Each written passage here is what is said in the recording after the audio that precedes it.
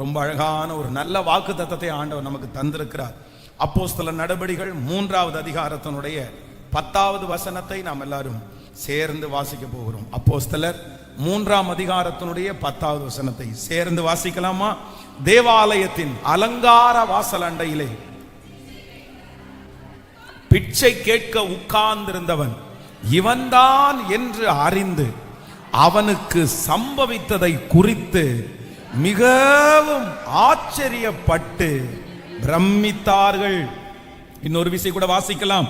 தேவாலயத்தின் அலங்கார வாசல் அண்டையிலே பிச்சை கேட்க உட்கார்ந்திருக்கிறவன் இவன்தான் என்று அறிந்து அவனுக்கு சம்பவித்ததை குறித்து மிகவும் ஆச்சரியப்பட்டு பிரமித்தார்கள். ஆண்டவருடைய பிள்ளைகளே, இன்றைக்கு இந்த 31வது நாள் ஆண்டவர் நமக்கு கொடுக்கிற ஒரு நல்ல வார்த்தை என்ன அப்படின்னா, அவனுக்கு சம்பவித்ததை குறித்து மிகவும் ஆச்சரியப்பட்டு பிரமித்தார்கள். அவனுக்கு சம்பவித்த அந்த அற்புதத்தை பார்த்து, அவனுக்கு சம்பவித்த அந்த நன்மையை பார்த்து, அவனுக்கு சம்பவித்த அந்த அற்புதத்தை பார்த்து அவர்கள் மிகவும் ஆச்சரியப்பட்டு பிரமித்தார்கள். கர்த்தராகிய ஆண்டவர் இன்று உங்களுக்கும் எனக்கும் கர்த்தர் தெளிவாய் வாக்கு கொடுக்கிறார். இந்த ஜெபம் முடிகிறதற்குள்ளே உங்கள் வாழ்க்கையிலே ஒன்று சம்பவிக்க போகிறது. உங்க குடும்பத்தில் ஒன்று சம்பவிக்க போகிறது. உங்களுக்கு சம்பவிக்க போகிற அந்த அற்புதத்தை பார்த்து, அந்த அதிசயத்தை பார்த்து, அந்த நன்மையை பார்த்து கர்த்தர் வாக்கு கொடுக்கிறார். சுற்றி இருக்கிறவர்கள் ஆச்சரியப்பட்டு பிரமிக்க போகிறார்கள். நம்புறவர்கள் கரங்களை முழு பலத்தோடு தட்டி ஆமென் ஆமென். உங்க பிள்ளையினுடைய வாழ்க்கையிலே சம்பவிக்க போகிற அந்த நன்மையை பார்த்து ஆச்சரியப்பட்டு பிரமிக்க போகிறார்கள். உங்க வாழ்க்கையிலே நடக்க போகிற அந்த அதிசயத்தை பார்த்து, சம்பவித்ததை பார்த்து சுற்றி இருக்கிறவர்கள் ஆச்சரியப்பட்டு பிரமிக்க போகிறார்கள். ஹல்லேலூயா. அந்த சூழ்நிலையை நீங்க நினைச்சு பாருங்க. ஆண்டவருடைய ஊழியக்காரர்களாகிய இருவர் அப்படியே அந்த அலங்கார வாசலில் இருந்து ஆலயத்திற்குள்ளாக பிரவேசிக்க வருகிறார்கள். அப்ப அந்த ஆலயத்திற்கு முன்னாடி நிறைய பேர் அப்படியே பிச்சை கேட்டுட்டு இருக்கிறாங்க. அப்ப அதுல ஒருத்தன் பல நாட்களாக வாரம் எல்லா மீட்டிங்லையும் நடக்கும்போது அவங்களுடைய குடும்பத்தில் இருக்கிறவங்க அவனை குண்டு கட்டா தூக்கிட்டு கை கால் தூக்கிட்டு அந்த வாசல் பக்கத்துல உட்கார வைப்பாங்க. அவ்வளவுதான். அந்த வாசல்ல உட்கார்ந்து போறவங்கள்ட்டையும் வாரவங்கள்ட்டையும் கையை நீட்டி அவன் பிச்சை கேட்டுட்டே இருக்கிறான். டெய்லி இது நடக்குது. அப்ப வர்றவங்களும் அது ஒரு பெரிய பொருட்டா எடுக்காம காசு இருந்தா போடுவாங்க, அப்படியே உள்ள போவாங்க, ஆராதிப்பாங்க, வருவாங்க. இதுதான் நடக்குது. இத்தனை நாட்களும் அதுதான் நடந்துருச்சு. அவனை அத்தனை பேரும் முடவனாய் தான் பார்க்கிறார்கள். ஆனா திடீரென்று ஒரு நாள் ஆண்டவர் அவனுக்கு ஒரு அற்புதத்தை செய்கிறார். இந்த அற்புதத்தை பார்த்த உடனே தேவாலயத்திலே அலங்கார வாசலிலே பிச்சை கேட்டுக்கொண்டு உட்கார்ந்திருந்த இவன் தானா? இவன் நேற்றுக்கு வரைக்கும் பிச்சை கேட்டு தானே இருந்தான். 1 மணி நேரத்துக்கு முன்னாடி வரைக்கும் பிச்சை கேட்டு தானே இருந்தான். அவனுடைய வாழ்க்கையிலே நடந்ததை பார்த்து ஆச்சரியப்பட்டு பிரமித்தது போல நான் நம்புகிறேன். அந்த வார்த்தையை கர்த்தர் நம்முடைய தலையின் மேல கர்த்தர் வைத்திருக்கிறார். இதுவரையிலையும் உங்களை எப்படி வேண்டுமென்றாலும் பார்த்திருக்கலாம், உங்க குடும்பத்தை எப்படி வேண்டுமென்றாலும் பார்த்திருக்கலாம். முடவனாய் பார்த்திருக்கலாம், சப்பானியாய் பார்த்திருக்கலாம், முடியாதவனாய் பார்த்திருக்கலாம், இழந்தவனாய் பார்த்திருக்கலாம், ஒன்றும் இல்லாதவனாய் பார்த்திருக்கலாம். ஆனால் கர்த்தர் சூழ்நிலையை மாற்ற போகிறார்.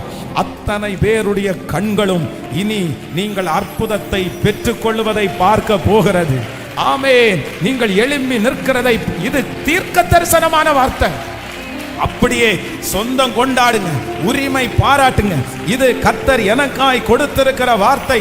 ஹல்லேலூயா. அத்தனை பேரும் நம்மை பார்த்து ஆச்சரியப்பட்டு பிரமிக்க போகிற ஒரு நாள் வரப்போகிறது. ஒரு 10 டைம் கையை உயர்த்தி சொல்ல போகிறோம், எனக்கு சம்பவிக்கிறதை குறித்து மிகவும் ஆச்சரியப்பட்டு பிரமிக்க போகிறார்கள். சொல்லுங்கள், எனக்கு நடக்க போகிற அற்புதத்தை குறித்து ஆச்சரியப்பட்டு பிரமிக்க போகிறார்கள். அறிக்கை செய்யுங்க, எனக்கு சம்பவிக்கிற அந்த அதிசயத்தை பார்த்து ஆச்சரியப்பட்டு பிரமிக்க போகிறார்கள். என்னுடைய வேலையிலே எனக்கு சம்பவித்ததை குறித்து ஆச்சரியப்பட்டு சொல்லுங்க. என் வீட்டில் அந்த பிள்ளை அறிக்கை செய்து நன்றி நன்றி நன்றி நன்றி நன்றி. மிகவும் ஆச்சரியப்பட்டு அவர்கள் பிரமிக்க போகிறார்கள். இந்த வார்த்தை உங்களுடைய என்னுடைய தலையின் மேல் ஆம் என்றும் ஆமேன் என்றும் அப்படியே நிறைவேறுவதாக. இது ஆண்டவருடைய வார்த்தை, இது ஆண்டவருடைய வார்த்தை. அப்படியே நடப்பதாக, அப்படியே நடப்பதாக. பிரமிப்பார்களாக, ஆச்சரியப்படுவார்களாக. அவர்கள் கண்களுக்கு முன்பாக என்னை மேன்மைப்படுத்துகிற கர்த்தர் என்னை நடத்துவாராக, நடத்துவாராக. ஆமென். ஆச்சரியப்பட்டு, மிகவும் ஆச்சரியப்பட்டு பிரமித்தார்கள். அவனுக்கு சம்பவித்ததை குறித்து அவர்கள் ஆச்சரியப்பட்டு, மிகவும் ஆச்சரியப்பட்டு பிரமித்தார்கள். அது நம்முடைய வாழ்க்கையில் நடக்க போகிறது. இந்த வசனத்தை தியானிச்சுட்டு இருக்கும்போது இந்த மனிதனுடைய வாழ்க்கையிலே இந்த நம்ம என்னமோ டக்குன்னு ஒரே வசனத்துல இந்த மனுஷனை குறித்து ஒரு 6-7 வசனம் மட்டும்தான் எழுதப்பட்டிருக்கிறது. அவ்வளவுதான், இந்த மனுஷன் ரெடி ஆயிட்டான், ஆண்டவருடைய ஊழியக்காரர்கள் அவனை எழுப்பி விட்டாங்க அப்படின்றதோட நம்ம போயிடுறோம்.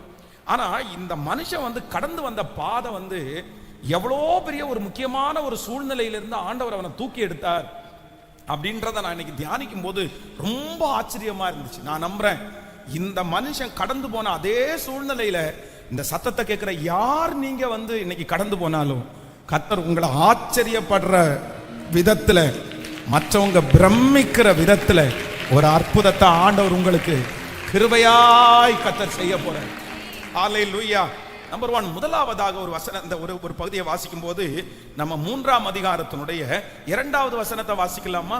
அப்போஸ்தலர் 3ஆம் அதிகாரத்தினுடைய 2வது வசனத்தை வாசிக்கும் போது, அப்பொழுது தாயின் வயிற்றிலிருந்து சப்பானியாய் பிறந்த ஒரு மனுஷனை சுமந்து கொண்டு வந்தார்கள். ஹலோ, கவனிங்க. நம்பர் 1, முதலாவதாக இந்த மனுஷன் கடந்து வந்த பாதை அவ்வளவுதான், நம்ம சப்பானி விடுதலையாக்கிட்டாரு அப்படின்னு சொல்லி நிறுத்திட முடியாது. வேதம் இந்த இடத்துல ரொம்ப அழகா சொல்லுது, அப்பொழுது தாயின் வயிற்றிலிருந்து சப்பானியாய் பிறந்த ஒரு மனுஷனை. கவனிங்க, இந்த மனுஷனுக்கு கண்ணு சரியில்லை, காலு சரியில்லை, கை சரியில்லை, இடுப்பு சரியில்லை அந்த மாதிரி சொல்லாம வேதம் சொல்லுது எல்லாமே இவனுக்கு நல்லா இருக்குது. அப்படின்னா அவனுடைய கண்ணு நல்லா இருக்குது, அவனுடைய கைகள் நல்லா இருக்குது, அவனுடைய சரீரத்துல கிட்டத்தட்ட 99 அவயவங்கள் சரியானதா இருக்குது.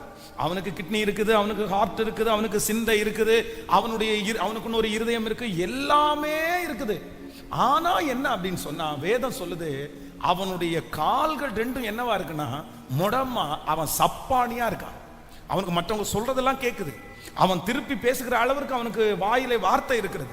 ஆனா வேதம் சொல்லுது அவனுக்கு என்ன நடக்குது அப்படின்னு சொன்னா, அவனுடைய கால்களை இழந்த சப்பானி. எங்க இருந்து அவனுக்கு அது ஆரம்பிக்குது அப்படின்னு சொன்னா, தன் தாயின் வயிற்றில் இருந்து அவன் சப்பானியா இருந்தான். அவன் தன் தாயின் வயிற்றிலிருந்து சப்பானியா இருந்தான். அப்படின்னா ஒரு குழந்தை உருவாக்கப்படுகிற ஒரு இடம் எங்க தெரியுமா? ஒரு குழந்தை எங்க உருவாகும், எந்த இடத்துல உருவாகும்னா, ஒரு தாயினுடைய வயிற்றுல அந்த கரு போய் சேர்ந்த உடனே ஒன்னொன்னா உருவாகும். ஆனா அந்த தாயினுடைய வயிற்றுல உருவாகும் போது ஏறக்குறைய சில மாதங்களுக்குள்ளே உருவாகிறது என்ன அப்படின்னு சொன்னா, இந்த கால் சீக்கிரமா உருவாகும். சில சிஸ்டர்ஸ் மாதமா இருக்கும்போது குழந்தை எப்படி இருக்கு அப்படின்னு கேட்டா நிறைய பேர் சொல்லுவாங்க, உதைக்கிறான் பாத்தீங்களா, நிறைய பேர் கணவனாரெல்லாம் தொட்டு காமிக்க, பாரு மிதிக்கிறான், இந்த மாதிரி உதைக்கிறான். அப்ப அந்த குழந்தை உயிரோட இருக்குது, அந்த குழந்தை நல்லா இருக்கு அப்படின்னு சொல்லி சில தாய் கண்டுபிடிக்கிறதே எப்படிதான் கண்டுபிடிப்பாங்க அப்படின்னு சொன்னா, அந்த குழந்தை என்ன பண்றதுல உள்ள மூவ்மெண்ட் இருக்கும், காலை வச்சு உதைக்கும், அந்த மாதிரிலாம் கண்டுபிடிப்பாங்க.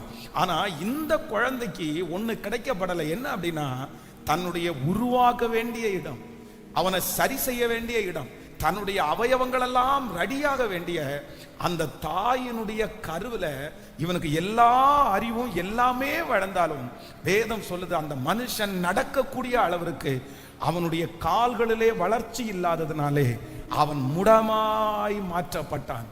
ஆண்டவர் சந்தித்த இந்த மனுஷன் யார் அப்படின்னு சொன்னா, தன்னுடைய தாயின் வயிற்றில் இருந்து சப்பானியாய் பிறந்த ஒரு மனுஷன்.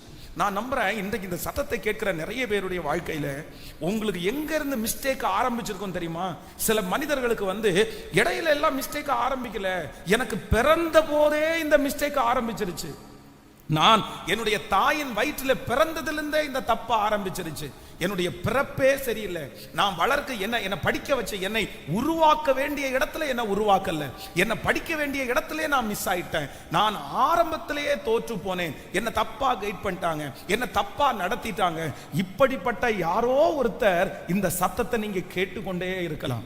ஆனா ஆண்டவர் வாக்கு கொடுக்கிறார், தாயின் கருவிலிருந்தே இல்ல ஆரம்பத்திலிருந்தே நீங்கள் உருவாக்கப்பட வேண்டிய இடத்திலேயே நீங்கள் உருவாக்கப்பட முடியாம அங்கே இருந்து ஒரு முடம் உங்களுடைய வாழ்க்கையில ஒரு சப்பானித்தனம் உங்களை தொடருமானால் அந்த காரியத்தை மாற்றி உங்களை கால்களை நடக்க வைத்து ஞானத்தை கொடுத்து சகல படிப்பினைகளையும் கொடுத்து உங்களை நடத்துவதற்கு கர்த்தர் வல்லவராயிருக்கிறார். ஆமென். நம்முடைய தேவன் அதை செய்கிறதற்கு வல்லவராயிருக்கிறார். சிலர் பாருங்க, எங்க இருந்து மிஸ்டேக் ஆயிரும் அப்படின்னு சொன்னா அவர்கள் கற்றுக்கொள்ளுகிற அந்த இடத்திலிருந்து. சில மாதங்களுக்கு முன்பாக ஒருத்தரை சந்திச்சேன். கணவன் மனைவி 2 பேரை சந்திக்கும் போது அவருடைய அந்த கணவனார் அவர் அந்த ஃபேமிலியில ரொம்ப ஈடுபாடா இல்லை, எங்கன்னா அவர் நேசிக்கல, இந்த மாதிரி அவர் குடும்ப உறவுல எதுலையுமே அவர் இல்லை அப்படின்ற ஒரு கம்ப்ளைண்ட்டை அந்த சிஸ்டர் கிரியேட் பண்ணி அந்த குடும்பம் ஒரு பிரிஞ்சு போகிற ஒரு சூழ்நிலையில இருக்குது. உடனே அந்த சகோதரனை கூப்பிட்டு தனியா பேசி, ஏப்பா நீ இப்படி இருக்கிற, என்ன பிரச்சனை உனக்கு, நீ நல்லா தானே இருக்கிற, நீ உடல்நிலை சரியான தானே இருக்கிற அப்படின்னு சொன்ன உடனே அவன் ஒரு பெரிய ஸ்டோரியை ஒன்று சொல்றான். என்ன ஸ்டோரி சொல்றான் அப்படின்னு சொன்னா, அவனுடைய மாமனார் அவனுடைய அம்மா அவனுடைய தம்பி ஒரு 22 வயதா இருக்கும்போது இந்த பையன் ஒரு 4th ஸ்டாண்டர்ட் படிச்சிருக்கிறான். இவன் 4th ஸ்டாண்டர்ட் படிக்கும் போது அவங்க அம்மா அப்பா 2 பேருமே இந்த மாமா கிட்ட விட்டுட்டு இவங்க வெளியில வேலைக்கு போயிட்டு ரொம்ப லேட்டா வருவாங்க. இந்த வாலிப பையனான இந்த மாமா என்ன பண்றாருன்னா, இந்த பையனை மிஸ்யூஸ் பண்ணிட்டாரு. அப்படின்னா அன்னைக்கு இருக்கிற 20 காசு 30 காசு அந்த மாதிரி பணத்தை கொடுத்து தவறான பழக்க வளத்தை கத்து கொடுத்து ஹோமோசெக்சுவல் அப்படிப்பட்ட ஒரு மோசமான ஒரு விதத்துல 4th ஸ்டாண்டர்ட்ல அவனை அந்த மாதிரி ஒரு விஷயத்துல அவனை நடத்திட்டாரு. இவன் வளர வளர வளர அந்த ஸ்பிரிட் இவனுக்குள்ள ரொம்ப அட்டாக் பண்ண ஆரம்பிச்சிருச்சு. அதனால எப்பவுமே அப்படின்னா ஒரு கேர்ளை பார்த்தா அந்த மாதிரி எதுவுமே அவனுக்கு தோணாம அவனுக்கு என்னதான் தோணும் அப்படின்னு சொன்னா, பாய்ஸ் பசங்க, அந்த பசங்களோட சேர்ந்து தான் இந்த மாதிரி இதெல்லாம் பண்ணலாம் அப்படின்னு எனக்கு தோணுது. அதனால என்னுடைய ஃபேமிலி லைஃப்ல என்னால மிங்கிளாகவே முடியல. இன்னொரு ரொம்ப மோசமான ஒரு விஷயத்த சொன்னா என்ன அப்படின்னா, இங்கேயே நாங்க ஒரு டீம் இருக்கிறோம், எங்களுக்கு ஒரு வாட்ஸ்அப் குரூப் இருக்குது, அந்த வாட்ஸ்அப் குரூப்ல நாங்க ஷேர் பண்ணுவோம், மந்த்லி ஒன்ஸ் நாங்க ஒரு இடத்துல மீட் பண்ணுவோம், அந்த இடத்துல நாங்க இப்ப ஒருத்தருக்கு ஒருத்தர் அந்த மாதிரி தப்பா நடப்போம், எனக்கு அதுவே ஓகேவா இருக்குது, அதனால என்னுடைய ஃபேமிலி லைஃப்ல என்னால ஈடுபடவே முடியல அப்படின்னு அவர் சொன்னா. எனக்கு ரொம்ப பகீர்னு ஆயிருச்சு. இந்த 25 வருட ஊழியத்துல இந்த மாதிரி சின்ன வயசுலயே அஃபெக்ட் ஆன நிறைய பேரை நான் பார்த்திருக்கிறேன். அதனால அம்மா அப்பாவுக்கெல்லாம் ஒரு பெரிய எச்சரிப்பை நான் தர்றேன். ஏன் அப்படின்னா, இந்த சின்ன வயசுல பிள்ளைகள் எல்லாம் இப்படிப்பட்ட ஒரு சூழ்நிலையில சிக்கிட்டாங்க அப்படின்னு சொன்னா அவங்களுக்கு அந்த ஸ்பிரிட் அவர்களை அப்படியே தொடர்ந்துட்டே இருக்கும். அதுல இருந்து அவங்களால வெளியே வரவே முடியாது. இது ஓப்பனா எல்லாம் நிறைய பேச முடியாது. இது ஒரு பெரிய சம்பவம். இது பெரிய நிறைய இருக்குது. சின்ன வயசுல குழந்தைங்களை கையாடல் பண்றது, அந்த கெடுத்துறது, சிலர் அந்த பிள்ளைகளுக்கு அந்த மாதிரி திணற பிள்ளைகளை நிறைய நான் கவுன்சிலிங் கொடுத்துருக்கேன். ஐயோ கொடுமையா இருக்கும், அவருடைய வாழ்க்கையே கொடுமையா இருக்கும். சின்ன வயசுல இருந்தே இவ்வளவு பெரிய ப்ராப்ளமா, நீ இத்தனை வயசு வரைக்கும் இதுல இப்படி கண்டினியூ, ஆமா என்னால ஒன்றும் பண்ண முடியல, சின்ன வயசுல இந்த மாதிரி என்ன பண்ணிட்டாங்க. ஆனால் இன்றைக்கு இந்த வசனத்தை தியானித்து கொண்டிருக்கும் போது இந்த சத்தத்தை கேட்கிற யாரோ ஒருத்தர் அப்படி இருக்கலாம், இல்லைன்னா உங்க பிள்ளைங்க அப்படிப்பட்ட ஒரு காரியத்துல சிக்கி இருக்கலாம். ஒரு பொல்லாத மனுஷன் என் பிள்ளை இப்படி பண்ணிட்டான், ஒரு துரோகி இந்த மாதிரி என்ன பண்ணிட்டான், இந்த மாதிரி என் பிள்ளையை கெடுத்துட்டாங்க, சின்ன வயசுலயே படிக்க வேண்டிய வயசுல இந்த அறிவை வளர்த்த வேண்டிய வயசுல என் பிள்ளைய அப்பவே முடமாக்கிட்டாங்க அப்படின்னு யார் ஒருவர் இருந்தாலும் நான் நம்புகிறேன், நம்முடைய கருவிலிருந்து உண்டான சாபத்தை முறிக்கிற கர்த்தர் நம்மோடு இருக்கிறார். கருவிலிருந்து உண்டான சாபத்தை கர்த்தர் இன்றைக்கு முறிக்க போகிறார். இந்த 31வது நாள் அந்த அற்புதம் நடக்க போகிறது. ஆமென். தாயின் வயிற்றில் இருந்து சப்பானியாய் பிறந்த ஒரு மனுஷனுடைய அந்த சரீரத்தை பலப்படுத்த முடியுமானால், உன்னுடைய தகப்பனிடத்திலே வந்தது, தாயினிடத்திலே வந்தது, பிறக்கும் போதே உருவான அந்த சாபத்தை கர்த்தர் வாக்கு கொடுக்கிறார், இன்றைக்கு நான் முறிப்பேன். ஹalleluya. தாயின் வயிற்றிலே பிறக்கும் போதே உண்டான அந்த தவறுகள் மறக்கப்பட்டு போவதாக. அங்கிருந்து நீங்கள் உருவாக்கப்படாமல் இருக்கலாம், கர்த்தர் சரியான விதத்திலே உருவாக்கப்படாமல் இருக்கலாம். ஆனால் ஆண்டவர் சப்பானியை தூக்கி எடுக்கிறதற்கு கர்த்தர் வல்லவராயிருந்தார். இதை நீங்க டிக்ளேர் பண்ணி நீங்க ஜெபிக்கணும். சிலருக்கு எங்க இருந்து தோல்வி ஆரம்பிச்சிருச்சு அப்படின்னு சொன்னா, பிறக்கும் போதே அப்படியே கொஞ்சம் வளரும் போதே, கற்றுக் கொடுக்க வேண்டிய அந்த நேரத்துல, நல்லதை கற்றுக் கொடுக்க வேண்டிய அந்த நேரத்துல அப்பவே ஆரம்பிச்ச பிரச்சனை, அங்கேருந்து விழுந்த விழுக, அங்கேருந்து சரியாகாத அந்த வாழ்க்கை கண்டினியூவா வளர வளர வளர அது தொடர்ந்துட்டே இருக்கலாம். ஆனா நான் இன்னைக்கு உங்களுக்காக ஸ்பெஷலா நான் ஜெபிக்க போறேன். அதிலிருந்து ஆண்டவர் உங்களை கிருபையாய் கர்த்தர் மீட்டெடுக்க போறாரு. நீங்க யாரும் பயப்பட வேண்டாம், உங்க பிள்ளைகள் பயப்பட வேண்டாம். அந்த அடிமைத்தனத்திலிருந்து உங்களை விடுதலையாக்குற ஒருவர் இருக்கிறார். இந்த சப்பானியை கர்த்தர் எழும்பி நடக்க பண்ணுவார். ஆனால் தாயின் வயிற்றிலிருந்து தோன்றின போது உண்டான சாபம் முறியும். அந்த சாபத்தை கர்த்தர் முறிப்பார். பிறக்கும் போது உள்ள சாபம் முறியும். ஹல்லேலூயா, thank you Jesus. அந்த உறவின் நிமித்தமாய் வந்த அந்த சாபத்தை கர்த்தர் முறிய பண்ணுவார். ஆரம்பத்திலிருந்து உங்கள் வாழ்க்கையில வந்த அந்த சாபத்தை கர்த்தர் முறிய பண்ணுவார். வேதம் சொல்லுகிறது, நம்மை கிருபையாய் நடத்துகிற கர்த்தர். விசுவாசிக்கிறீங்களா இல்லையா? வேதத்துல பலரை யாபேசை குறித்து வேதம் சொல்லுகிறது, அவனுடைய தாய் அவனை பெற்றெடுக்கும் போது துக்கமாய் பெற்றெடுக்கிறார்கள். அப்படின்னா அந்த அம்மா அவனுடைய வயிற்றிலிருந்து வெளியே வரும்போதே அந்த குழந்தை எப்படி வருதுன்னா சாபம், துக்கோன்னு வருது. ஆனா வேதம் சொல்லுது, தன்னுடைய தாயார் தனக்கு வச்சிருக்கிற பேரை ஆண்டவர் வித்தியாசமாய் மாற்றி யாபேசை கர்த்தர் எல்லையை பெரிதாக்கினார். தன் தாயினுடைய சாபத்திலிருந்து விடுதலை கொடுத்தார். உங்க பிள்ளைக்கு அந்த பிறக்கும் போதே இருந்த அந்த சூழ்நிலையை கர்த்தர் மாற்றுவாராக. பிறக்கும் போதே இருந்த அந்த பலவீனத்தை ஆண்டவர் மாற்றுவாராக. பிறக்கிற அந்த சூழ்நிலையில கையாடல் பண்ணின அந்த காரியத்திலிருந்து ஒரு விடுதலையை கர்த்தர் தருவாராக. நம்ம இதுக்காக ஜெபிக்க போறோம். ஹல்லேலூயா. நீங்க ரொம்ப ஜாக்கிரதையா இருக்கணும். நம்முடைய பிள்ளைகளை வளர்த்துறதுல ரொம்ப ஜாக்கிரதையா இருக்கணும். எதுல அப்படின்னு சொன்னா, நம்ம ஆரம்பத்துல நம்முடைய பிள்ளைகளுக்கு என்ன கொடுக்குறோமோ அது கடைசி வரைக்கும் நம்முடைய பிள்ளைகளை தொடரும். சில பிள்ளைகளுக்கு ஆரம்பத்திலே நல்ல ஊட்டச்சத்தே இருக்காது பாருங்க. நம்ம சில சகோதரிகளுக்கு நம்ம சொல்லுவோம், என்ன சொல்லுவோம் அப்படின்னா, குழந்தைக்கு நல்ல பால் கொடுங்க, குழந்தைக்கு ஃபீட் பண்ணுங்க. நீங்க பால் கொடுத்து அந்த பால் குடிக்கும் போது தான் பிள்ளை ரொம்ப பலமா வளரும். தாய்ப்பால் ஒரு குழந்தைக்கு ரொம்ப முக்கியம் அப்படின்னு நம்ம சொல்லுவோம். அது அந்த தாய்ப்பால் இல்ல அப்படின்னு கூட பரவாயில்ல. ஆனா அதுக்காக சிலர் சோம்பேறித்தனப்பட்டு வித்தியாசமான எண்ணங்களை கொண்டு அந்த பிள்ளைக்கு சரியா அதை செய்ய மாட்டாங்க. அதே மாதிரி சின்ன வயசுல பிள்ளைகளை கர்த்தருக்குள்ள நடத்துங்க. பிள்ளைகளுக்கு முன்னாடி தவறா நடக்காதீங்க, ரொம்ப கேர்ஃபுல்லா கவனமா நடங்க அப்படின்னு கேட்டா சிலருக்கு அது தெரியாது, அது புரியவும் புரியாது. ஐயோ, நாங்கெல்லாம் சந்திக்கிற சில பிள்ளைகளை சந்திக்கும் போது அவ்வளவு கண்ணீரா வரும். அந்த பிள்ளைகள் சொல்லுகிற சம்பவத்தை எல்லாம் கேள்விப்பட்டா வருத்தமா இருக்கு. அவங்க அம்மா அப்பாவை போய் சத்தம் போடலான்னு தோணும். அவ்வளவு அறிவு இருக்காது, ஞானமே இருக்காது. பிள்ளைகளுக்கு முன்னாடி இப்படி நடக்கலாமா, பிள்ளைகளுக்கு முன்னாடி இப்படி பேசலாமா, பிள்ளைகளுக்கு முன்னாடி இப்படி நடந்துக்கலாமா, அந்த உணர்வே இருக்காது. எவ்வளவு பெரிய தவறு. பிள்ளைகளுக்கு ஒரு தவறான, நீங்க வளர்க்கும் போதே இந்த மாதிரி பிள்ளைகளை நீங்க சப்பானி ஆக்கிராதீங்க. சப்பானி ரொம்ப கேர்ஃபுல்லா இருக்கணும், ரொம்ப கவனமா இருக்கணும். ஐயோ, அதான் நான் சொல்றேனே, பேரண்ட்ஸ், நீங்க பெற்றோர்கள் மட்டும் இருந்திருந்தா சில காரியத்தை நான் உங்களுக்கு சொல்லலாம், அந்த மாதிரி சொல்லவே முடியாது. அவ்வளோ நெருக்கத்துல பிள்ளைகள் இருக்கிறார்கள். ஆனா அந்த சாபங்களை முறிக்கிற கர்த்தர் நம்மோடு கூட இருக்கிறார். ஹல்லேலூயா.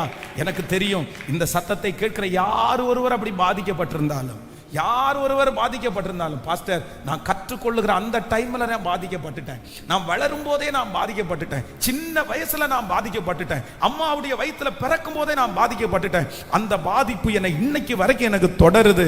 அந்த மனுஷன் எழும்பி நடக்கிறான், ஆனா நான் இன்னைக்கு எழும்பி நடக்கிறேன், ஆனா சப்பானியை போல இருக்கிறேன். இந்த வார்த்தையின்படியே நான் வைராக்கியமா பிரசங்கம் பண்றேன். கர்த்தர் அந்த சாபத்திலிருந்து, ஹல்லேலூயா, ஹல்லேலூயா, கைகளை தட்டி ஜெபம் பண்ணி ராத்தானா மரஹத்தல் நரோதாராமா. இப்போ இயேசுவே, தலையெழுத்தை மாற்றுகிற கர்த்தர், என் பிள்ளைக்கு இப்போ ஒரு அற்புதம் நடக்கட்டும் அப்பா. அந்த சப்பானியை தாயின் வயிற்றில் இருந்து சப்பானியாய் பிறந்த அந்த மனுஷனை நீங்க சரி பண்ண முடியுமானால் இன்றைக்கு என் பிள்ளைய நீங்க சரி பண்ண முடியும், சரி பண்ண முடியும், சரி பண்ண முடியும். சோமனுங்க அக்கினி எரியட்டும், பரவட்டும், பரவட்டும், பரவட்டும். அந்த சாபத்தை இப்ப முறிக்கிறோம், இயேசுவின் நாமத்தினால முறிக்கிறோம், இயேசுவின் நாமத்தினால முறிக்கிறோம். அந்த தாயினுடைய வித்திலிருந்து, அந்த கொடியிலிருந்து வந்த அந்த சாபம் இப்பொழுது வேரோடு அறுக்கப்படுவதாக, அறுக்கப்படுவதாக, அறுக்கப்படுவதாக, அறுக்கப்படுவதாக. ஹல்லேலூயா, ஆமென். நம்பர் 1, முதலாவதாக இந்த சப்பானி, இந்த மனுஷன் கடந்து வந்த ஃபர்ஸ்ட் பாதை என்ன அப்படின்னா, அவன் தாயின் வயிற்றில் இருக்கும் போதே சப்பானியா இருந்தான். அவனை கர்த்தர் விடுதலையாக்குகிறார். நம்பர் 2, இரண்டாவதாக ஒரு காரியத்தை நம்ம வாசிக்கும் போது ரொம்ப அழகான ஒரு வசனத்தை வாசிக்க முடியும். அந்த அதிகாரத்தினுடைய ஆமென் 2வது வசனத்திலிருந்து அப்படியே வாசிக்கலாமா? 2வது வசனத்துல வாசிக்கலாம், 2வது 3வது வசனத்தை வாசிக்கலாம். அப்பொழுது தாயின் வயிற்றில் இருந்து சப்பானியாய் பிறந்த ஒரு மனுஷனை சுமந்து கொண்டு வந்தார்கள். தேவ ஆலயத்திலே பிரவேசிக்கிறவரிடத்திலே பிச்சை கேட்கும்படி நாடோறும் அவனை அலங்கார வாசல் எனப்பட்ட தேவாலயத்தின் வாசல் அண்டையிலே வைப்பார்கள். கவனிங்க, எல்லாரும் கவனிங்க. நம்பர் 2, இரண்டாவதாக இந்த மனுஷன் கடந்து வந்த 2வது பாதை என்ன அப்படின்னா, நல்லா கவனிச்சுக்குங்க. இப்போ இந்த இடத்துல என்ன நடக்குது அப்படின்னு சொன்னா, தேவாலயத்திலே அப்பொழுது ஒரு மனுஷனை சுமந்து கொண்டு வந்தார்கள். தேவாலயத்திலே பிரவேசிக்கிறவிடத்திலே பிச்சை கேட்கும்படி நாள்தோறும் அவனை அலங்கார வாசல் எனப்பட்ட தேவாலய வாசல் அண்டையிலே என்ன பண்ணுவாங்களாமா?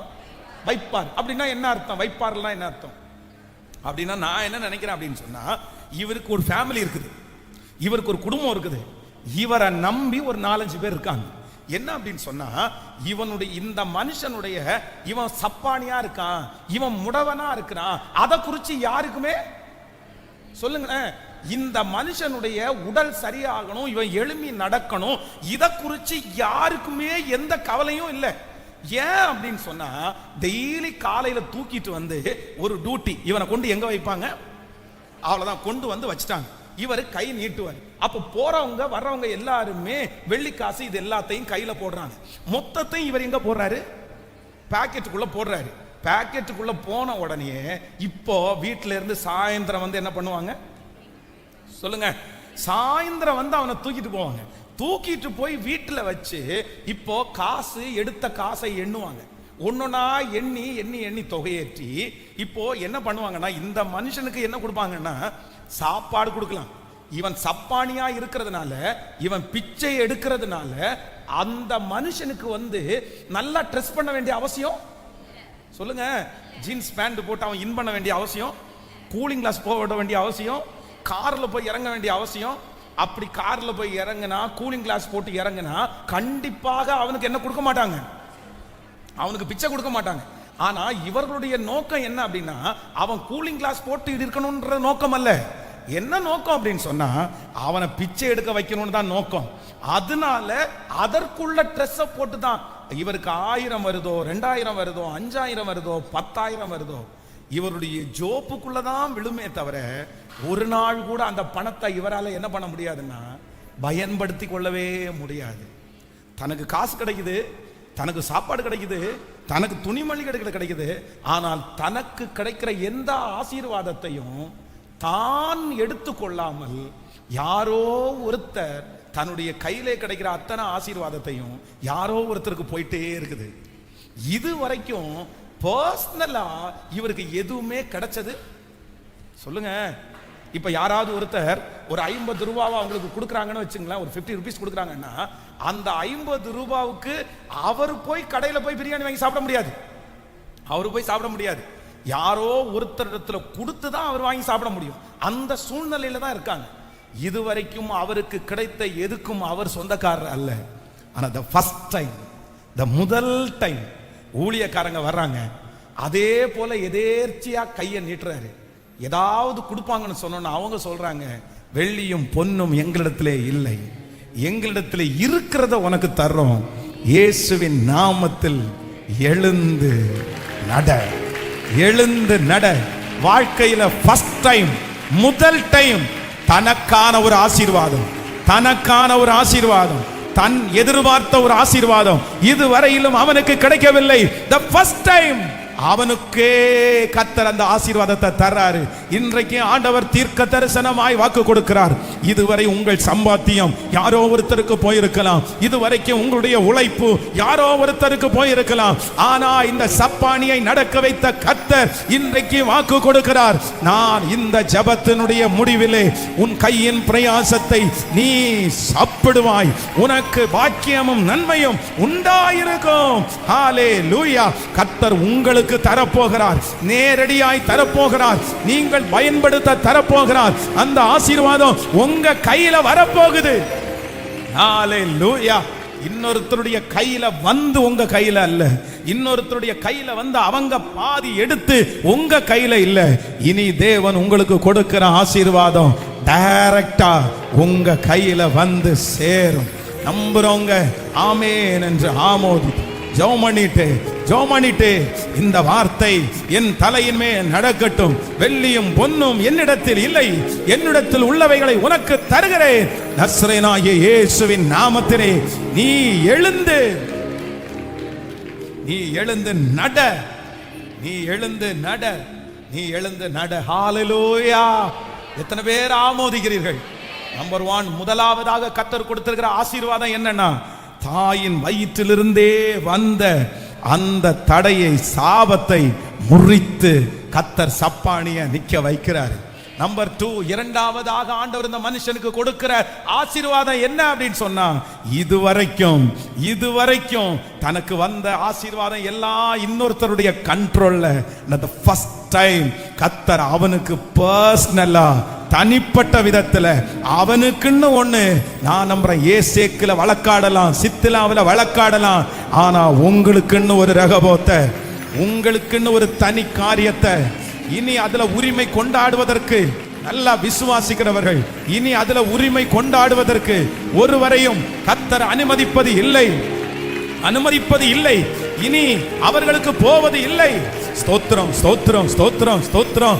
இந்த ஆசீர்வாதம் தலையின் மேல் அப்படியே கடந்து வருவதாக. லதன மரஹதலரமா, யோதன மரஹதலரமா, லீதரபௌரியாகதலரமா. உங்களை பர்சனலா கர்த்தர் ஆசீர்வதிக்க போறார். ஆண்டவர் உங்களை தனியா கர்த்தர் சந்திக்க போறார். இனி உங்களுக்கு சேர போகுது, இது உங்களுக்கு கடந்து வர போகுது. அந்த நன்மை நீங்க ஒருத்தர் அனுபவிக்கிறது மாதிரி கடந்து வர போகுது. இனி நீங்க அதை அனுபவிக்க போறீங்க. கர்த்தர் உங்க கையை அனுபவிக்க கிரியை செய்ய போறாரு.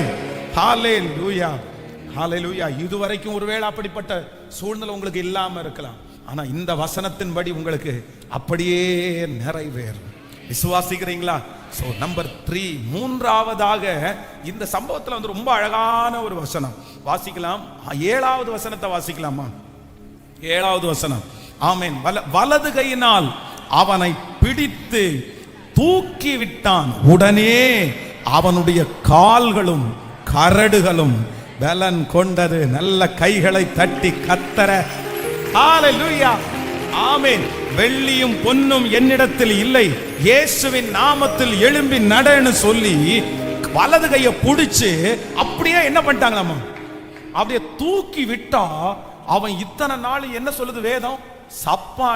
சப்பானியா இருந்த மனுஷனுடைய கால்களும் கரடுகளும் என்ன பண்ணிச்சாமாம் அப்படின்னா, நீங்க வந்து எத்தனை பேர் பார்த்துருக்கீங்கன்னு தெரியல, இந்த காலு சூம்பி இந்த போலியோவில் அட்டாக் பண்ணவங்களை பார்த்தீங்கன்னா, இந்த கால் வந்து பார்த்தீங்கன்னா இந்த தொடையெல்லாம் நமக்கு பெருசா இருக்கும்.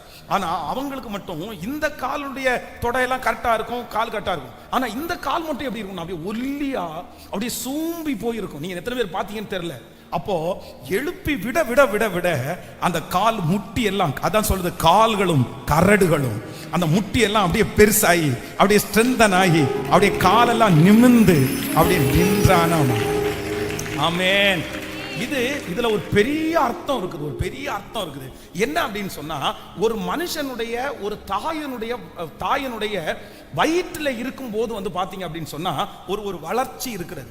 அப்படின்னா கிட்டத்தட்ட இந்த மனுஷனுக்கு எத்தனை வயசுனா 40 வயசு, 40 இயர்ஸ் ஆச்சு இந்த மனுஷனுக்கு. அப்போ இந்த 40 வயசு வரைக்கும் தான் ஒரு மனுஷனுக்கு வந்து வளர்ச்சின்றது இருக்குது. பொதுவா வந்து இந்த ஹைட் ஆகிறதுக்கு ஆசைப்படுறாங்க பாருங்களேன். இந்த ஹைட் ஆகிறவங்க ஆசைப்படுறவங்க ஒரு குறிப்பிட்ட ஒரு 40 வயசுக்கு உள்ளேயே அவங்க ஹைட் ஆகிறதா. அதுக்கு மேல என்ன பண்ண முடியாது. எவ்வளவுதான் ஜிம்முக்கு போனாலும் எத்தனை தான் பிடிச்சி இழுத்தாலும் நமக்கு அப்படிதான் அப்படி சொல்றாங்க 40 வயசு. அப்போ இந்த மனுஷனோடு கூட இப்ப இந்த மனுஷன் பிறக்கிற டைமும் ஒரு 50 பேர் பிறந்திருப்பாங்கன்னு வச்சுங்களேன். 50 பேர் பிறந்தாங்கன்னா 50 பேருக்கும் என்ன இருக்கும்னா வளர்ச்சி எப்படி இருக்கும்னா கரெக்டா இருக்கும். 6 மாசத்துல ஒரு வளர்ச்சி, 8 மாசத்துல ஒரு வளர்ச்சி, 1 வருஷத்துல ஒரு வளர்ச்சி, 5 வயசுல ஒரு வளர்ச்சி, 10 வயசுல ஒரு வளர்ச்சி. இந்த வளர்ச்சி வந்து அப்படியே ரொம்ப அழகா இருக்கும். ஆனா அவனை சுற்றி இருக்கிற அத்தனை பேரும் 6 வயசுல, 5 வயசுல, 10 வயசுல அந்த வளர்ச்சியை பார்க்கும்போது இந்த மனுஷனுக்கு மட்டும் என்ன இருக்காது சொல்லுங்களேன். அந்த காலம் அப்படியே இருக்கும், அந்த காலம் அப்படியே இருக்கும், 10 வருஷத்துல அப்படியே இருக்கும். ஆனா இவரோடு கூட பிறந்த அந்த மனுஷனை முன்னாடி நிக்க வச்சு பார்த்தா அவனுக்கு 10 வயசுல எந்த அளவுக்கு கால் வளரணுமோ அந்த அளவுக்கு அந்த மனுஷனுக்கு காலு. ஆனா இவனுக்கு அப்படியே இருக்கும். இப்ப எத்தனை வயசு ஆயிடுச்சு? 40 வயசுல இந்த மனுஷனோடு கூட பிறந்த எல்லாருக்கும் வளர்ச்சி அந்தந்த வயசுல அந்தந்த நாள்ல சரியா இருக்கும் போது இந்த மனுஷனுக்கு மட்டும் என்ன இல்லைன்னா 40 வருஷமா கரெக்டான தேவையான வளர்ச்சி இல்லை. ஆனா வேதம் சொல்லுது ஒரே நாள்ல 40 வருஷத்தினுடைய வளர்ச்சிய கர்த்தர் ஒன் டேல, ஒரு நிமிஷத்துல கரங்களை தட்டி, இது தீர்க்க தரிசனமான வார்த்தை. இது தீர்க்க தரிசனமான வார்த்தை. இது விசுவாசிக்கிறவர்களுக்கு நடக்கும். இது ஆண்டவருடைய பிள்ளைகளுக்கு நடக்கும். கர்த்தர் வாக்கு கொடுக்கிறார். இல்ல, கர்த்தர் உங்களோடு கூட இருப்பாரானால், அந்த சப்பானியை நிற்க வைத்த கர்த்தர் வாக்கு கொடுக்கிறார். உங்களுக்கு முன்னாடி நிறைய பேர் வளர்ந்துட்டே இருக்கிறாங்கல்ல, அவங்களுக்கு அந்தந்த டைமுக்கு ஏற்ற வளர்ச்சி இருக்குல்ல. உங்களுக்கு மட்டும் அந்த வளர்ச்சி ஸ்லோவா இருக்குது, அந்த வளர்ச்சி உங்களுக்கு இல்ல. ஆனா கர்த்தர் நினைப்பார், ஆனால் அந்த சப்பானியினுடைய காலை ஒரே நாளிலே வளர்க்க வைக்கிறது உண்மையானால் இந்த ஜெபம் முடிகிறதற்குள்ளே அந்த வளர்ச்சி உங்களை தேடி வரும். ஒரே நாளிலே கர்த்தர் அதை செய்வார். ஒரு மாசத்திலே கர்த்தர் செய்வார், ஒரு வருஷத்திலே கர்த்தர் செய்வார். ஹalleluya, ஹalleluya, ஹalleluya, ஆமென் சொல்லுங்க பார்க்கலாம். ஹalleluya. எத்தனையோ பேர் இந்த சப்பானியை பார்த்து சொல்லியிருப்பாங்க. அவங்க ஒருவேளை இந்த சப்பானுடைய அம்மாவா இருந்தா ரொம்ப துக்கப்படுவாங்க. நிறைய பிள்ளைங்க வளரும் போது என் பிள்ளை வளரல, நிறைய பிள்ளைங்களுடைய கால் வளரும் போது என் பிள்ளை, அந்த மாதிரி யோசிச்சிட்டே இருப்பாங்க. ஆனா ஆண்டவர் என்ன பண்றாருன்னா ஒரே நாளில் முழு வளர்ச்சியையும் கர்த்தர் தந்தார். ஒரு வருஷத்துல ஆண்டவர் தர முடியும். 6 மாதத்திற்குள்ள கர்த்தர் 10 வருடத்தினுடைய வளர்ச்சியை தர முடியும். 40 வருஷத்தினுடைய வளர்ச்சியை ஒரு நாளில் கர்த்தரால தர முடியுமானால் ஹalleluya. கைகளை உயர்த்தி சொல்லுங்க, அப்பா பார்த்து, நான் விசுவாசிக்கிற ஆண்டவரை கர்த்தரால தர முடியும். அந்த மாதிரி சூழ்நிலையில இருக்கிற ஒவ்வொரு ஆண்டவருடைய பிள்ளைகளும் ஜெபிங்க. இது தீர்க்க தரிசனமான வார்த்தை, இது தீர்க்க தரிசனமான வார்த்தை, இது தீர்க்க தரிசனமான வார்த்தை. அநேகருக்கு நடந்து கொண்டே இருக்கிறது. இந்த சத்தம் கேட்கிற ஒவ்வொருத்தருக்கும் நடந்து கொண்டே இருக்கிறது. இன்றைக்கு இந்த 31வது நாள் ஸ்பெஷல் டே. ஆண்டவர் நிறைய பேரோட முகமுகமா கர்த்தர் பேசுறாரு. கர்த்தர் நல்லவர், கர்த்தர் நல்லவர், கர்த்தர் நல்லவர், கர்த்தர் நல்லவர். ஹalleluya. நம்பர் 5, கடைசியாய் இந்த விஷயத்தை நான் தியானிக்கும் போது இந்த 5ஆவதாக ஒரு காரியம் ரொம்ப ஆச்சரியமா இருக்குது. நீங்கள் 8வது வசனத்தை வாசிக்கும் போது 8வது வசனத்தை, அவன் குதித்து எழுந்து, எல்லாரும் சத்தமா வாசிக்கலாமா? அவன் குதித்து எழுந்து நின்று நடந்தான், நடந்து குதித்து தேவனை துதித்து கொண்டு அவர்களுடனே கூட தேவ ஆலயத்துக்குள் பிரவேசித்தான். கைகளை தட்டி அப்பாவுக்கு ஹalleluya, ஆமென். அந்த காலத்துல தேவாலயத்துல உள் பிரவேசிக்கிறவங்களுக்கு ஒரு ரூல்ஸ் இருந்துச்சு. என்ன அப்படின்னு சொன்னா, சப்பானியா முடமா இருக்கிறவங்க வந்து அதுக்குள்ள போகல, அதுக்குள்ள அந்த அலங்கார வாசலுக்குள்ள போகல.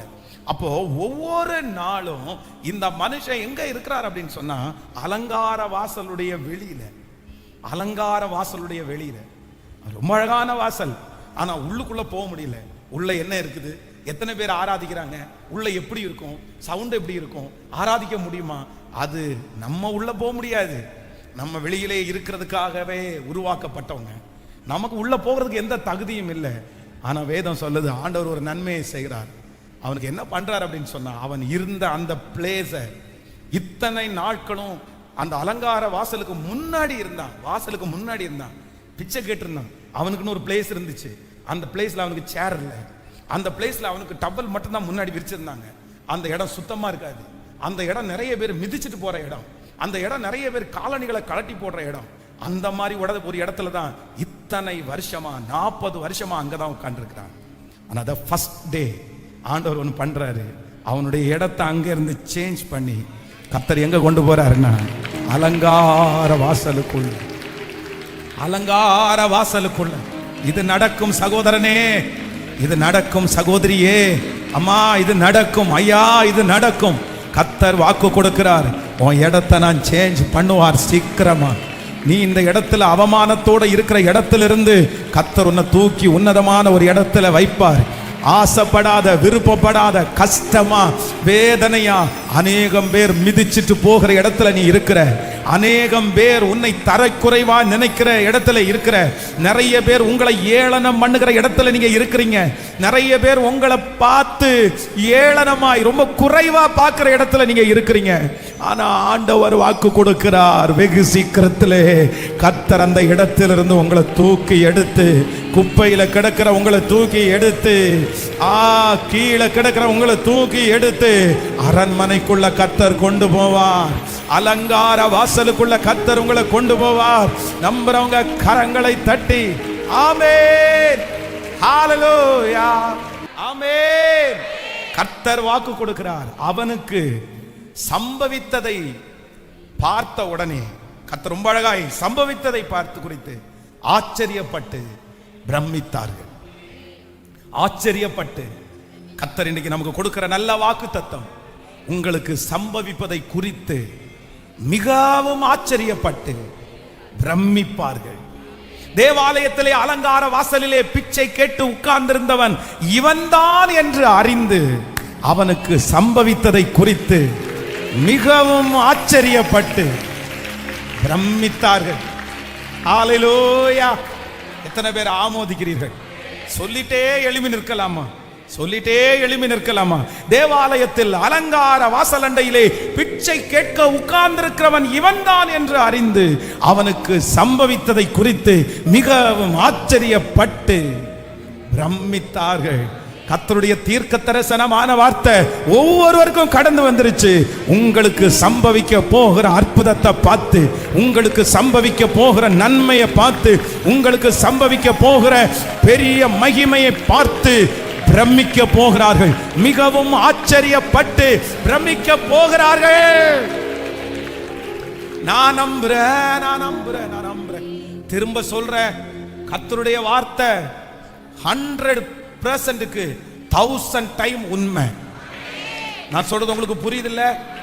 ஆண்டவருடைய வார்த்தை 100க்கு 100 கிடையாது, 100 into 1000, 100க்கு 1000. 100% நிறைவேறாது, 1000 நிறைவேறும்.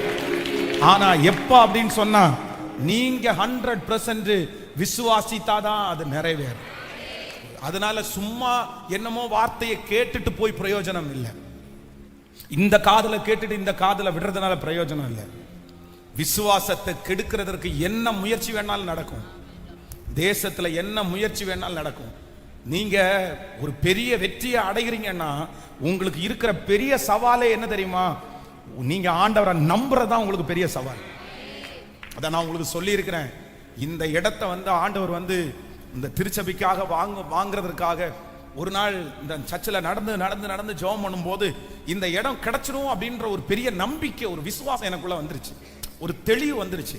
அப்படின்னா அன்னாள் தேவாலயத்துல அழுது முடிச்ச உடனே நீ சமாதானத்தோட போ அப்படின்னு சொன்ன உடனே அன்னாள் துக்க முகமா இருக்கலன்னு வேதம் சொல்லுவோம்ல, அது மாதிரி பல வருஷம் நான் ஜெபம் பண்ணியிருக்கிறேன். ஆனா திடீரென்று ஒரு நாள் நடந்து ஜெபம் பண்ணி ரொம்ப அழுது ஜெபம் பண்ணும் போது என்ன அறியாமலே ஒரு ஃபெய்த், என்ன அறியாமலே ஒரு விசுவாசம் கிடைச்சிருச்சுடா போடா அப்படின்றது மாதிரி தோணிச்சு. அன்னையிலிருந்து அழுதா கூட அழுக வராது. அன்னையிலிருந்து என்னால் அழவே முடியல. சந்தோஷப்பட்டு நன்றி நன்றி நன்றின்னு அப்படிதான் சொல்லிட்டு இருந்தேன்.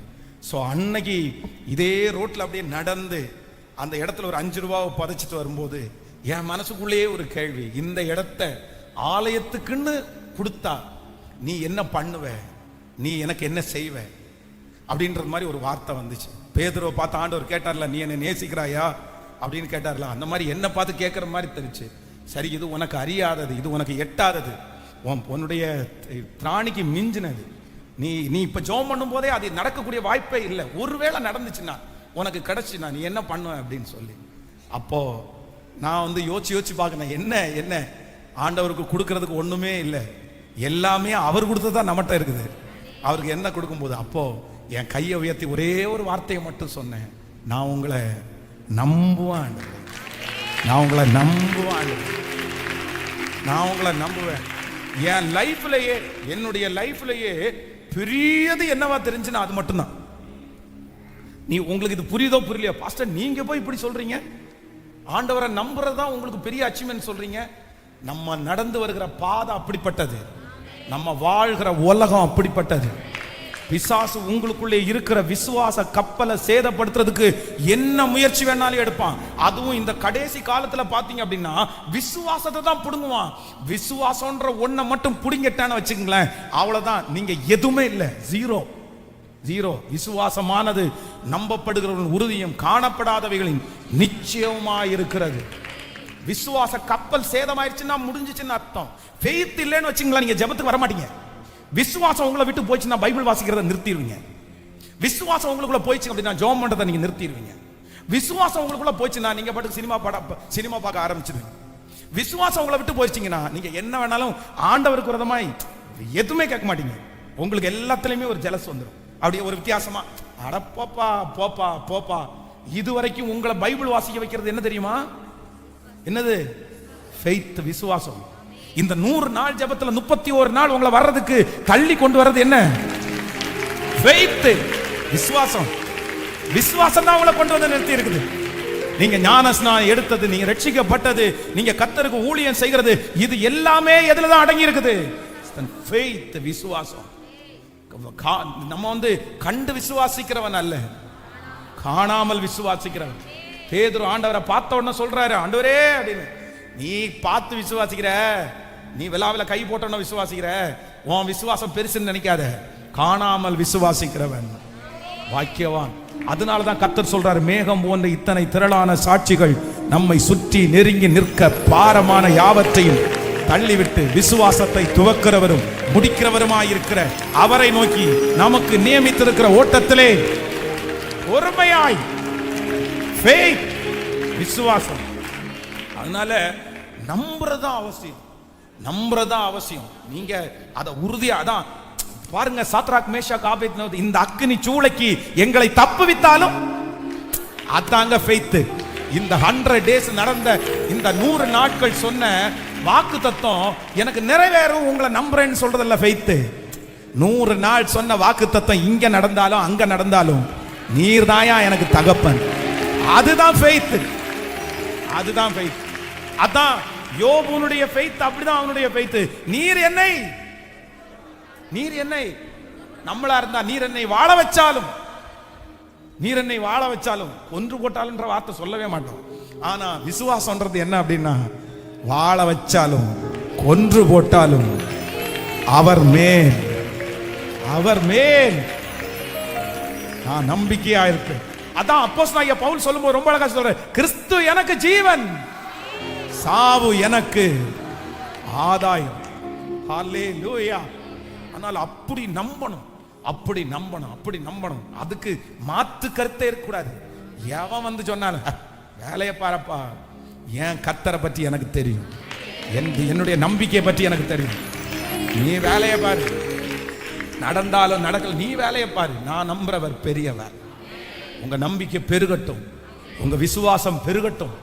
ஹalleluya, ஆமென். ரொம்ப அழகான பாடல். நீ கர்த்தர் கொடுத்த வாக்குத்தத்தம் 5 சூழ்நிலை, அவர் தாண்டி வந்த 5 சூழ்நிலை. நம்பர் 1, முதலாவதாக இந்த மனுஷனுக்கு இருந்த ஃபர்ஸ்ட் பலவீனம் என்னன்னா, பிறக்கும் போதே தாயின் கருவிலே சப்பானி. அப்படின்னா அவன் பிறக்கும் போதே சரியில்லை, ஆனா கர்த்தர் அதை முறிக்கிறதுக்கு பலன் தந்தார். நம்பர் 2, இரண்டாவதாக இவனுக்கு இருந்த ஒரு மிகப்பெரிய ஆசீர்வாத குறைவு என்ன அப்படின்னு சொன்னா, வாங்குறதெல்லாம் எதுவுமே இவனுக்கு கிடைக்கிறதே இல்லை. இவன் வாங்குறதெல்லாம் யாரோ ஒருத்தருக்கு கொடுக்க வேண்டிய சூழ்நிலை. ஆனா the first time அவனுக்கு ஒரு ஆசீர்வாதம் கிடைக்குது, அது அவனுக்கு பர்சனலா, அது அவனுக்காகவே கிடைக்குது. அதுதான் அவனுக்கு கொடுத்த கர்த்தர் கொடுத்த அற்புதம். நம்பர் 3, மூன்றாவதாக இந்த மனுஷனுக்கு கிடைச்ச மூணாவது ஆசீர்வாதம் என்னன்னா, 40 வருஷமா அவனை சுத்தி இருக்கிற அத்தனை பேருக்கும் வருஷத்துக்கு வருஷம், மாதத்துக்கு மாதம் ஒரு வளர்ச்சி இருக்கு.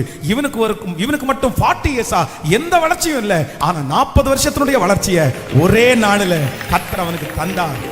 சோ நம்பர் 4, நாலாவதாக இந்த மனுஷனுக்கு கிடைச்ச நாலாவது ஆசீர்வாதம் என்ன அப்படின்னு சொன்னா, டெய்லி ஒரே இடத்துல உட்கார்ந்து இருக்கிறான். அந்த இடம் நிறைய பேர் மிதிக்கிற இடம், அந்த இடம் நிறைய பேர் காலணிகளை போடுற இடம். இந்த இடத்துல இருந்து மாறவே முடியாது, நம்ம சாகுற வரைக்கும் இதுதான் நம்ம இடம் நினைச்சிட்டு இருந்தான்.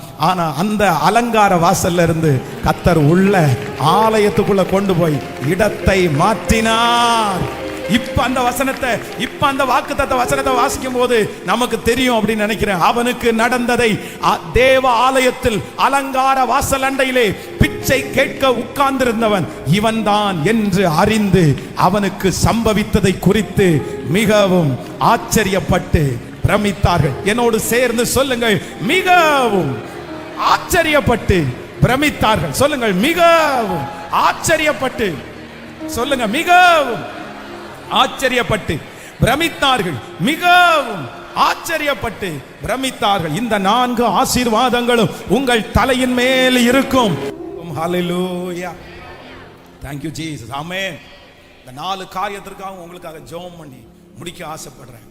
சோ ஒவ்வொன்றா சொல்றேன், அப்போ நீங்க இந்த காரியத்தை என்னோட சேர்ந்து ஜெபம் பண்ணுங்க. நம்பர் 1, ஃபர்ஸ்ட் வேதம் சொல்லுது, இந்த அலங்கார வாசல்ல இருந்த இந்த முடவனை கர்த்தர் கொடுத்திருக்கிற ஃபர்ஸ்ட் blessing என்ன அப்படின்னு சொன்னா, பிறக்கும் போதே உள்ள, அவன் வளரும் போதே உள்ள சாபத்தை ஆண்டவர் முறிக்கிறார். ஹalleluya. சின்ன வயசுல உங்க மனசுல ஏற்பட்ட காயங்கள், சிறு வயசுல இருந்து உங்களை பின்தொடர்ற சில கஷ்டத்தை ஆண்டவர் மாற்றுவேன்னு கர்த்தர் வாக்கு கொடுக்கிறார். ஆமென். அந்த மாதிரி யார் இருந்தாலும், பாஸ்டர் இன்னைக்கு சொன்ன வார்த்தை எனக்கு தான், இல்லைன்னா என் பிள்ளைக்கு தான். சின்ன வயசுல இருந்தே அவனுக்கு இந்த மாதிரி ஒரு வியாதி வந்துருச்சு, இல்லைன்னா சின்ன வயசுல இருந்தே யாரோ ஒருத்தர் மிஸ்யூஸ் பண்ணிட்டாங்க, சின்ன வயசுல இருந்தே இந்த மாதிரி ஒரு தவறான ஒருத்தர் இடத்துல போய் என் பிள்ளை சிக்கிருச்சு, அது அப்படியே அவனை கண்டினியூ பண்ணுது. ஒருவேளை யாருக்கும் தெரியாம இருக்கலாம், உங்க மனசுக்குள்ளேயே நீங்க வச்சிருக்கலாம், அதை வெளியே சொல்ல முடியாம இருக்கலாம். அது மாமாவா இருக்கலாம், இல்லைன்னா அத்தையா இருக்கலாம், உங்க சொந்தமா இருக்கலாம். அவங்க அப்படி பண்ணுவாங்க, எங்க அம்மா அப்பா நம்பி விட்டுட்டு போனாங்க, ஆனா என்ன அப்படி கையாடல் பண்ணிட்டாரு. எனக்கு சின்ன வயசுலயே அமைஞ்ச ஸ்கூல்ல நான் ரொம்ப அஃபெக்ட் ஆயிட்டேன், அதுல என்னுடைய மனசு போயிருச்சு. அந்த மாதிரி யாரோ ஒருத்தர் இருக்கலாம். என்ன, என் பிள்ளை இந்த மாதிரி ஒரு ஸ்கூல்ல ஜாயின் பண்ணி விட்டேன், என்னைக்கு அந்த ஸ்கூல்ல போயிட்டானோ அன்னையிலிருந்து அவன் மனநிலைமை பாதிக்கப்பட்டுருச்சு, இல்ல மனம் வித்தியாசமா மாறிட்டான், அவன் மாறிட்டான். அந்த மாதிரி சின்ன வயசுல இருந்தே அஃபெக்ட் ஆயின நிறைய பேரை கர்த்தர் வெளியே கொண்டு வருவேன் என்று கர்த்தர் வாக்கு கொடுக்கிறார். இந்த வார்த்தையை சும்மா நீங்க எடுக்காதீங்க. இந்த 31st டே இந்த வார்த்தையை நீங்க எல்லாரும் நம்பி நீங்க ஜெபம் பண்ணுங்க. ஒவ்வொருத்தரும் நம்பி ஜெபம் பண்ணுங்க. இது கண்டிப்பா ஆண்டவர் அற்புதம் செய்ய போறாரு. உங்க கைகளை மட்டும் உயர்த்துங்க. முதல்ல இல்ல இந்த பிரச்சனையில இருக்கிற நீங்களோ இல்ல உங்க ஃபேமிலியில யாரோ ஒருத்தர், பாஸ்டர் இந்த மாதிரி ஒரு இருக்குது, எனக்கு ஏதோ ஒரு சின்ன வயசுல இருந்து ஒரு பலவீனம் என்ன பின்தொடர்ந்துட்டு வருது, ஒரு சாபம் என்ன பின்தொடர்ந்துரு, நான் இன்னைக்கு நல்லா இல்லாம இல்லை, நான் பிறக்கும் போதே நல்லா இல்லை, நான் ஆரம்பத்திலே நான் நல்லா இல்லை, இன்னைக்கு பிறந்திலிருந்து இன்னைக்கு வரைக்கும் நான் எதையுமே நான் அனுபவிக்கல அப்படின்னு சொல்றவங்க மட்டும் உங்க கைகளை உயர்த்துங்கள். உங்களுக்காக நான் ஜெபம் பண்ண போறேன். ராதால ஒருவேளை நீங்களா இருக்கலாம், இல்லை உங்க பிள்ளைகளா இருக்கலாம், ஏதோ ஒரு காரியத்துல நீங்க பிடிக்கப்படலாம், ஏதோ ஒரு காரியத்துல நீங்க அஃபெக்ட் ஆயிருக்கலாம். கர்த்தர் அதுல இருந்து ஒரு விடுதலை கர்த்தர் தரப்போகிறார். தகப்பனே தகப்பனே தகப்பனே, இப்பொழுது திருச்சபையில கையை உயர்த்தி நிற்கிற பிள்ளைங்க, ஆன்லைன் மூலமாய் ஆண்டவரே பல இடங்களிலே இந்த காரியத்திலே சிக்கப்பட்டிருக்கிற பிள்ளைகள், அவர்களுடைய பிள்ளைகள் யார் இருந்தாலும் அலங்கார வாசலிலே அன்றைக்கு தேவனுடைய மனுஷர்கள் போய் அந்த தாயின் கருவிலிருந்து, தாயினுடைய வயிற்றிலிருந்து உருவான முதல் சப்பானியா இருந்த அந்த மனுஷனை தூக்கி நிறுத்தினது போல இப்போ உங்க வசனம் ஆண்டவரே, உங்க வார்த்தை இந்த 100 days ஜெபம் முடிகிறதுக்குள்ள முடமா படுத்திருக்கிற என் பிள்ளை, முடமா இருக்கிற என் சகோதரன், முடமா இருக்கிற என் பிள்ளை, கர்த்தர் ஒரு அற்புதத்தை கர்த்தர் செய்யணும், கர்த்தர் ஒரு அற்புதத்தை செய்யணும். ஆண்டவரே, இந்த வசனத்தின்படி பிறக்கும் போதே இருந்த சாபத்தை உடைக்கிறேன், வளரும் போது இருந்த சாபத்தை உடைக்கிறேன், படிக்கும் போது இருந்த அந்த காரியத்தை நான் உடைச்சு நான் ஜெபிக்கிறேன். அந்த தாக்கம் என் பிள்ளையை விட்டு வெளியே போகட்டும், அந்த தாக்கம் என் பிள்ளையை விட்டு வெளியே போகட்டும், என் குடும்பத்தை விட்டு வெளியே போகட்டும். தன்னுடைய தகப்பனாராலே கையாடப்பட்ட பிள்ளை, தன்னுடைய தாயினாலே கையாடப்பட்ட பிள்ளை, இப்படிப்பட்ட பிள்ளைகள் இருந்தால் கூட இயேசுவின் நாமத்தினாலே இயேசுப்பா, இப்போ கர்த்தருடைய மகிமை அந்த பிள்ளை மேல கடந்து போய், இயேசுவே அதிலிருந்து என் பிள்ளையை நீங்க தூக்கி எடுக்கிறதற்காய் ஸ்தோத்திரம். நன்றி அப்பா, நன்றி அப்பா, நன்றி அப்பா. Thank you Jesus. நம்பர் 2, இரண்டாவதாக இது நிறைய பேருக்கு இது இருக்கும்னு நினைக்கிறேன். அப்படின்னா ரெண்டாவது, இந்த மனுஷனுக்காக கர்த்தர் கொடுத்த ஆசீர்வாதம் என்ன அப்படின்னு சொன்னா, அத்தனை நாட்களும் என்னதான் சம்பாதிச்சாலும், எவ்வளவு ஆசீர்வாதத்தை கொடுத்தாலும் அவன் தூக்கி ஜோபில மட்டும்தான் அவனால போட முடியும். அந்த பணத்தை அவனால அனுபவிக்கவே முடியாது. இவனை வச்சு அவன் குடும்பம் பொழைச்சிட்டு இருந்தாங்க. இவனை காலையில கொண்டு போய் உட்கார வச்சுட்டு அவங்க சர்ச்சுக்குள்ள போயிருவாங்க. இவன் வெளியே உட்காந்து பிச்சை எடுத்துட்டு இருப்பான். முடிஞ்சோன்னு அந்த காசை வாங்குவாங்க. பர்சனலா அவனுக்குன்னு இதுவரைக்கும் ஒரு பிளஸிங் கூட கிடைச்சதில்லை. எந்த ஆசீர்வாதம் வந்தாலும் அது இன்னொருத்தருக்கு தான் போகுது. ஆனா கர்த்தர் அன்னைக்கு ஒரு ஆசீர்வாதத்தை கொடுக்கிறாரு, அவனுக்கு மட்டும்தான், அது வேற யாருக்கும் கிடையாது. அந்த விடுதலை அவனுக்கு மட்டும்தான். அதுல யாரும் பங்கு போட முடியாது. சந்தோஷப்பட்டுக்கலாம், ஆனா பங்கு போட முடியாது. இந்த பிரச்சனையில் இருக்கிற யார் இருந்தாலும் இன்னைக்கு கர்த்தர் இறங்க போறார். பாஸ்டர், இது உண்மையிலே எனக்கு தான் இது பொருந்தும், ஏன்னா நான் தான் அப்படி இருக்கிறேன். இதுவரைக்கும் எனக்குன்னு எதுவுமே இருந்ததில்லை பாஸ்டர், எனக்குன்னு எதுவுமே கிடைச்சதில்லை. எனக்குன்னு ஒரு ஆர்டர், எனக்குன்னு ஒரு உயர்வு, எனக்குன்னு ஒரு சம்பாத்தியம், எனக்குன்னு ஒரு காரு, எனக்குன்னு ஒரு வீடு, எனக்குன்னு ஒரு வருமானம், அப்படி திருப்பி பார்த்தா ஒண்ணுமே இல்லை பாஸ்டர். என் கையில எதுவுமே இல்லை, எனக்குன்னு ஒண்ணுமே நான் அனுபவிக்கவே இல்லையே. எனக்குன்னு ஒரு கிடைக்காதா? எனக்குன்னு ஒரு ஆசீர்வாதம் கிடைக்காதா? எனக்குன்னு ஒரு குழந்தைய கர்த்தர் தரமாட்டாரா? கண்டிப்பா கர்த்தர் தருவார். இந்த வார்த்தைக்காக ஜெபிக்கணும்னு ஆசைப்படுறவங்க உங்க கைகளை மட்டும் மேல உயர்த்தி, இயேசுவே கண்ணோக்கி பாருங்கப்பா, இந்த பிள்ளைய கண்ணோக்கி பாருங்கப்பா. மொத்த பேரும் கையை உயர்த்திட்டு நின்றுட்டு இருக்கிறாங்களே, இதுவரைக்கும் அவர்களுக்கு கிடைச்ச நிறைய ஆசீர்வாதம் தட்டி போயிருச்சே, யாரோ ஒருத்தருடைய கையில போயிருச்சே. இப்போ இன்னைக்கு நீர் சொன்ன அந்த நல் வார்த்தை, ராஜா என் பிள்ளைங்க தலை மேல இருக்கட்டும்பா, இந்த சத்தத்தை கேட்கிற பிள்ளைங்க மேல இருக்கட்டும்பா. இது உங்க வார்த்தை இல்ல, இது 100% இல்ல, 1000% இது நிறைவேறும். அதுக்காக நான் ஜெபிக்கிறேன். இனி இந்த ஜெபம் முடியும் போது என் பிள்ளைகளுக்குன்னு ஒரு தனி பிளஸிங், அவர்களுக்கு என்று ஒரு ஆசீர்வாதம், அதுல பங்கிட வேண்டிய அவசியம் இல்லை, அதுல பிரிச்சு கொடுக்க வேண்டிய அவசியம் இல்லை. அது 4 பேருக்கும் 5 பேருக்கும் பங்கிட்டு கொடுத்து ஒன்றும் இல்லாம போக வேண்டியது இல்லை. எங்க பிள்ளைகளுக்குன்னு ஒரு தொழில், எங்க பிள்ளைகளுக்குன்னு ஒரு வீடு, எங்க பிள்ளைகளுக்குன்னு ஒரு வாகனம், எங்க பிள்ளைகளுக்குன்னு ஒரு பிளஸிங் நீர் தரப்போகிறதுக்காக நன்றி. ஹல்லேலூயா. சோ நம்பர் 3, மூன்றாவதாக இந்த மனுஷனுக்கு ஆண்டவர் கொடுத்த மூணாவது நம்ம ஜெபிக்க போறோம். என்னன்னா 40 வருஷத்தினுடைய வளர்ச்சியை கர்த்தர் ஒரே நாளில் கர்த்தர் தந்தார். ஆமென். ஒருவேளை இந்த சத்தத்துக்கு நீ அப்படிதான் இருக்கலாம் பாஸ்டர், எல்லாம் வளர்ந்துட்டே இருக்காங்க, அவன் செட்டில் ஆயிட்டே இருந்தான், அவன் படிச்சு முடிச்சு ரெடி ஆயிட்டான், ஆனா நான் மட்டும் இப்படியே இருக்கிறேன், நான் வளரவே இல்லை, நான் உயரவே இல்லை, எனக்குன்னு ஒண்ணு கிடைக்கவே இல்லை, என் பிள்ளை மட்டும் இப்படி இருக்கிறான், என் பொண்ணு மட்டும் இப்படி இருக்கிறான், அவங்க செட்டில் ஆயிட்டாங்க. ஆனா கர்த்தர் ஒரு நாள்ல கர்த்தர் தந்தார்ல, இது நடக்க போகிறது. இந்த காரியத்திற்காக ஜெபிக்கணும்னு சொல்றோம். உங்க கைகளை உயர்த்துங்க பார்க்கலாம். இது உண்மையில எனக்கு இதுக்காக ஜெபிக்கணும் பாஸ்டர். உண்மைதான். எனக்கு அந்த ஆசீர்வாதத்தை நான் விரும்புறேன். என் கண்ணு முன்னாடி எத்தனையோ பேர் வளர்றாங்க. நேற்றைக்கு வந்தவங்க எல்லாம் வளர்றாங்க, போன வாரம் செஞ்சவங்க எல்லாம் வளர்றாங்க. ஆனா நான் மட்டும் 40 வருஷமா 20 வருஷமா ஒரே காரியத்தை பார்த்துட்டே இருக்கிறேனே. எனக்கு ஒரு வளர்ச்சி வராதா பாஸ்டர்? எனக்கு ஒரு உயர்வு வராதா பாஸ்டர்? கர்த்தர் என்ன வச்சிருக்க மாட்டாரா? ஹல்லேலூயா. ராஜா ராஜா ராஜா இயேசு ராஜா, அற்புதத்தை செய்கிற எங்கள் தகப்பனே, அதிசயமானவரே, மகா பெரிய மேன்மைக்குரியவரே, ராஜாதி ராஜாவே, இப்போ இந்த சத்தத்தை கேட்கிற பிள்ளைகள் யாரா இருந்தாலும் இந்த வார்த்தைக்கு அவங்க பாத்திரமா இருப்பார்களானால், இது அவர்களுக்கு ஜெப குறிப்பு இருக்குமானால், இப்பொழுது இப்பொழுது இப்பொழுது இயேசுவே, அந்த மனுஷனுக்கு 40 வருஷமா சப்பானியா இந்த மனுஷனுக்கு கைகள் கால்கள் கரடுகளும் வெள்ளன் அடைந்தது போல இப்பொழுது என் பிள்ளைக்கு அதை வாய்க்க பண்ணுங்கப்பா, வாய்க்க பண்ணுங்கப்பா. அவர்களுக்கு முன்பாக நிற்கும் போது என் பிள்ளைகள் வெட்கப்பட்டு போகாதபடி ஒரு அற்புதத்தை கர்த்தர் செய்ய போவதற்காய் நன்றி. ஹல்லேலூயா. கடைசியாய் ஒரு காரியம், இந்த மனுஷனுக்கு கிடைச்ச கடைசி பிளஸிங், கர்த்தர் மாற்றினார், இடத்தை ஆண்டவர் மாற்றினார். ஹல்லேலூயா. அந்த பொசிஷனை கர்த்தர் மாற்றினார், இந்த சூழ்நிலையை ஆண்டவர் மாற்றினார். உங்களுக்கு கர்த்தர் அப்படியே செய்வாராக.